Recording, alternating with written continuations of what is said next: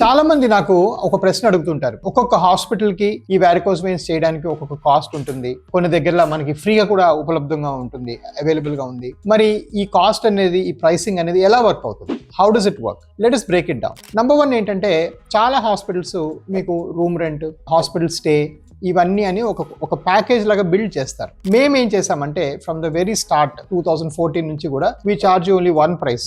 That includes your room rent, that includes doctor fees, that includes medicines, that includes catheter, అంతా కలిపి ఒకటే చేసాం. So number 1 ఏంటంటే, చూడ్డానికి ప్రైసింగ్ ఇది బండిల్డ్ ప్రైసింగ్, అది అన్బండిల్డ్ ప్రైసింగ్. సో అది ఒక ఇష్యూ. రెండోది, ద మోస్ట్ ఇంపార్టెంట్ థింగ్ మీరు గుర్తుపెట్టుకోవాల్సింది ఏంటంటే, వాట్ గోస్ ఇన్సైడ్. అంటే ఈ వారికోస్ వెయిన్స్ కి మనం చేస్తున్న ప్రొసీజర్ కి ఏమి ఎక్విప్మెంట్ వాడుతున్నాం. ఫర్ ఎగ్జాంపుల్, లాస్ట్ 11 years గా ఎవిస్ హాస్పిటల్స్ లో మనం we're using only one company called Medtronics. Medtronics ఏంటంటే world's largest varicose veins and vascular company. Their quality standards are the best in the world. It is based out of USA. So ఇలాంటి companies మనం వాడినప్పుడు ఏమవుతుందంటే, results, outcomes predictable గా ఉంటాయి. For example, ఇప్పుడు చాలా Chinese companies ఉన్నాయి. ఈ లేజర్స్ తయారు చేసేవి there are hundreds of Chinese companies.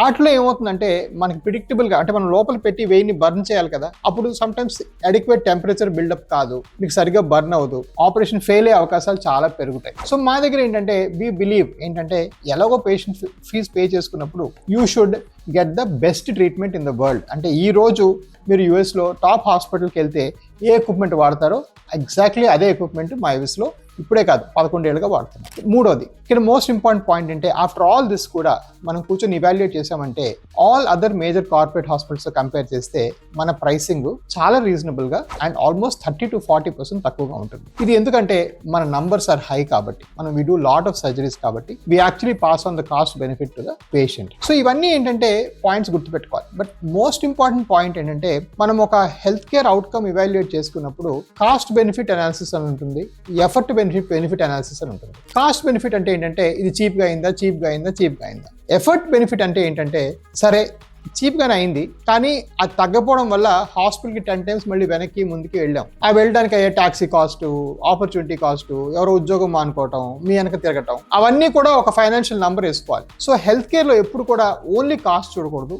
ఈ హాస్పిటల్కి ఉండే సక్సెస్ రేట్ ఏంటి, మన ఎఫర్ట్, అంటే మనం ఎంత తక్కువ ఎఫర్ట్ వల్ల మనకి మాక్సిమం రిజల్ట్ వస్తుంది అనేది కూడా చూసుకోవాలి. అండ్ మోస్ట్ ఇంపార్టెంట్గా ఏంటంటే, మీరు ఇక్కడే కాదు, ఎనీ కంట్రీలో, ఎనీ వరల్డ్లో ఎక్కడ చూసినా కూడా ప్రైసింగ్కి, క్వాలిటీకి చాలా నెగిటివ్ కోరిలేషన్ ఉంటుంది. చాలా దగ్గరలో పేషెంట్స్ ఏంటంటే క్వాలిటీకి ప్రిఫరెన్స్ ఇస్తారు. ఫర్ ఎగ్జాంపుల్, మనం ఒక వస్తువు కొనుక్కున్నాం, అది చీప్గా కొనుక్కున్నాం, షూ కొనుక్కున్నాం, నచ్చలేదు, పడేస్తాం. కానీ ఒక చీప్గా మీరు ఆపరేషన్ చేయించుకున్నారనుకోండి, అది ఫెయిల్ అయింది అనుకోండి, మీ కాల్ తీసి పడేయలేరు. So you have to be little careful. And మనం ఏంటంటే బెస్ట్ అవుట్కమ్స్ ఉండి మంచి పేరున్న హాస్పిటల్స్లోనే వెళ్ళాలి.